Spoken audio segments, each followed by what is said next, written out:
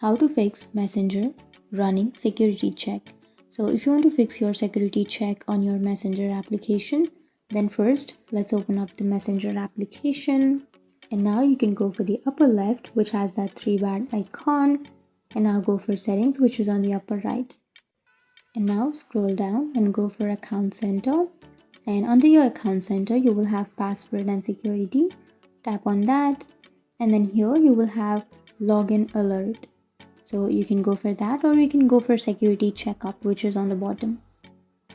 And you can choose your Facebook. And now tap on continue. And you need to change your password.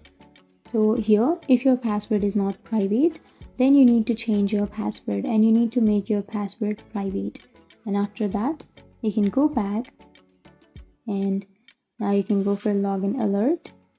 And here go for Facebook, and here you don't have any notifications while someone logs into your account. So to fix that problem, you need to turn that on. And after turning on your in-app notifications, now you can go back and your problem will be fixed. So that's it. That's how you fix your Messenger security check problem. And if you have any questions, feel free to comment below. Thanks for watching.